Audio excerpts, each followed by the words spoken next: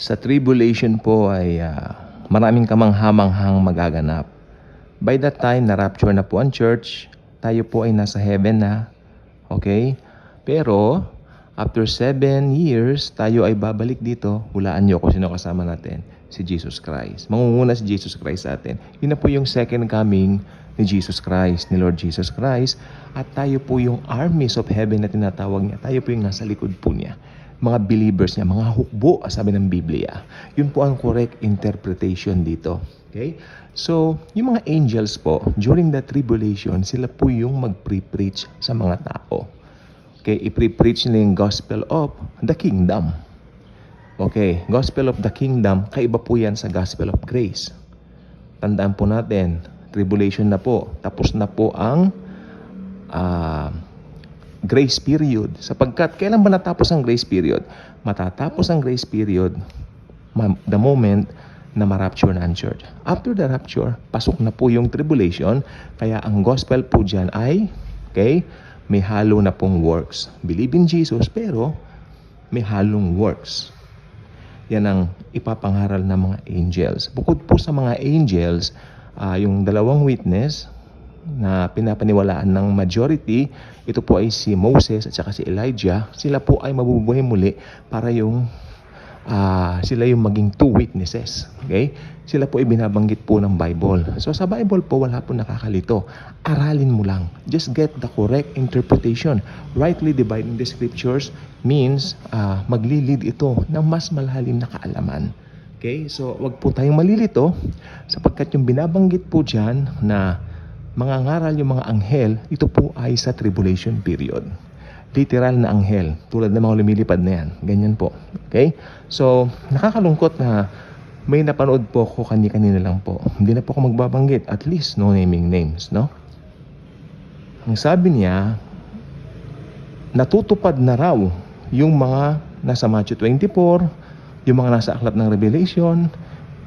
Hindi po nila naiintindihan na yung Matthew 24, binabanggit po dyan yung sa tribulation, hindi po sa panahon natin.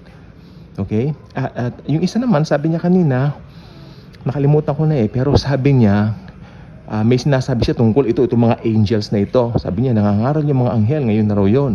Yung mga angels daw, believers. No. Nope. Dahil ang mga believers, na-rapture na po during that time. Dahil halatadong they don't divide the scriptures properly, kaya nagkakandali tulito po sila. Kanda mali-mali yung interpretation nila at kawaboy yung mga nakikinig sa kanila. Actually, pinaniniwalaan nung nagsabi kanina na para magtatatak na raw yung beast. Paano po yan? Nasaan po yung halimaw? Magtatatak, sabi mo, nasaan yung Antichrist? Siya po yung halimaw. Nasaan po siya? May nabalitaan kayo? Wala. Okay, iyan po yan ang problema natin ngayon. Malaking problema yan dahil banat ka ng banat, scripture ka mo, and yet, nasaan nga? I mean, hindi nagkakatugma-tugma yung nasa Bible. If you rightly divide the scriptures, makikita mo roon, hindi contradict ang Biblia. Talagang aralin mo lang siya. Mag-aral kang mabuti. Okay? Pinagmamalaki nila, galing sila sa Bible School. And nothing against Bible School. Ang dami kong pinuntahan Bible School, ang dami kong diploma, sinasabi ko po sa inyo. But, yung mga natutunan ko po ng sariling pag-aaral, through the help of the Holy Spirit, hindi ko po nakamtan dun sa mga diploma na yan. Okay? Pero marami akong natutunan po sa kanila. Okay? Actually, bago po mag-strike ang pandemic, nakapag-Bible school po ako at sabi, tinanong nga po ako nung Koreano, no? Magbanggit na po, Koreano po siya. Tinawag niya ako, how long do you pray in one day? For me, it doesn't matter how long you pray. I told him, no? Sabi ko, just feel His presence and talk to Him as you would to a friend. Oh, no. Sabi niya gano'n, bigla nagtaas ang boss niya. Kakain na kami tanghalian noon. Me, I pray 6 hours a day. Sabi niya, pinagbo-boss niya pagpa-pray niya. Pastor yan, ha? Pastor yan, maniwala kayo sa akin. Wow, kako. Oh yeah, that's amazing. Kako, of course, sabi niya. So, napansin niyo po, ano yung pinagmamalaki niya? Yung gawa niya, di ba? To please God. wherein wala akong natutunan doon. Then sa mga ang tawag dito, sa mga tinuturo nila na kung ano-ano, kasi sabog-sabog yung tinuturo nila eh. Sasabog talaga ang utak mo kasi mali-mali. Minsan pinaghahalo niya yung New Testament, Old Testament na paghalo-halo. And nakakaintindi na rin ako that time ng rightly dividing eh. So sabi ko, oops, this is wrong. Then I decided not to go. Nag-strike yung COVID. March po yun, 2020. Nag-strike yung COVID. Lahat, lockdown, lahat yan, tigil. Sabi ko, Lord, wow, grabe ka, Panginoon nga ako. Thank you, Jesus. At least, hindi na ako nagpaalam ng mahal. Ewan ko, parang ngayon yata, hindi nila pinagpatuloy. I don't know, hindi na po natuloy. Hindi na sila bumalik dito, yung Koreano. Parang ganon. Pero nakita po natin dito, tignan po ninyo. Okay? Posibleng pumapasok ka sa mga Bible schools na yan. I'm not against Bible schools. I love Bible schools. Marami kang matutunan. Pero sometimes, may mga matatagpuan kang iba yung turo.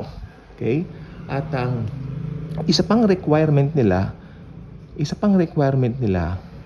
bukod doon, ay dapat din daw, lagi kang nagbabasa ng Biblia. I mean, yung ayon sa rules nila. Meron daw time, parang ganon. Ginawa mo namang set of rules and regulations ako sa isip ko. I mean, that's not, as a Christian believer, grace believer, natutuwa lang po akong pumunta ron kasi during that time, wala naman po akong ginagawa. So, punta-punta po ako doon. Pero, ayun, yun nangyari. Sabi ko, I will stop coming. Then, nag-strike po yung COVID. O, yun po. Okay, mabalik po tayo sa topic. So, ang mga ngaral po sa tribulation ay mga angels. Dala nilang gospel of the kingdom. Okay? Yan po yung maririnig ng mga tao. Kaya sabi ko nga po, during that tribulation, and great tribulation most especially, maraming mabuborn again. Hindi po sila yung mga naiwan sa rapture. I mean, talagang ano po yan. Kasi may naniniwala may Kristiyanong maiiwan. No, lahat ng Kristiyano papasalangit. Lahat ng Kristiyano irarapture Jesus Christ. Walang iwanan, walang maiiwan. Okay? Ngayon, yung mga naiwan dyan, di ba mga unbelievers, mula doon may maboborn again. Dahil sa pangangaral ng mga anghel, ng mga angels na yan. I hope nakuha po natin, sapagkat yun ang pong gusto kong sabihin, tulad nung nag-strike itong COVID, sabi, yung bakuna, yan daw ang mark of the beast. Again, ang tanong ko, nasaan yung beast? Nasaan yung Antichrist? Bakit pinipersa ba niya yung mga tao na magpabakuna? Hindi nga eh. Kasi pagdating po nung mark of the beast sa tribulation, saka sa great tribulation, nawik ako nga po na, hindi ba, talagang persahan eh. Pipilitin niya yung mga tao magpatatak. Ang hindi magpatatak, walang makakabili, ganun. Bakit nangyari ba nung COVID? Hindi. Ang mga tao nga ang pumipila sa mga malls para mabakunaan eh, kasi natatakot sila sa sakit. It's another story. At I believe yung bakuna from the bottom of my heart, it comes from the Lord. It comes from Jesus, sa kabutihan niya. Para iligtas naman tayo dun sa karamdaman na yan. And I thank Jesus dahil tapos na po yung COVID na yan. Ang hirap po yan. Mahirap ma-COVID, naranasan ko. Konting lakad ko lang, sumusuray ako, totomba ako. Mahirap po talaga. Pero I praise Jesus, tapos na lahat, over na lahat. Kaya please lang, huwag niyo namang yung bakuna na yan daw ang mark of the beast. Hindi. E di kung mark of the beast, nakailang bakuna ba ako? Ang dami Kinumpleto ko yung bakuna ko eh.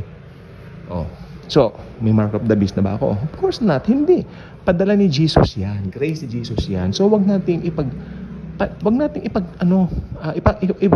na, yung mga ni Jesus, pag ginagawa naman nilang katatakutan. Kasi hindi naman katakataka rin gagawin nila kasi hindi naman nila rightly divide ang scriptures. If they know the scriptures, magpapabakuna sila kasi kalooban ng Panginoon na magpabakuna sila. Na ma-stop na ang pandemyang yan. At na-stop na po, thank you Jesus. Again, maliwanag na po, ang nangangaral po during that time ay mga angels.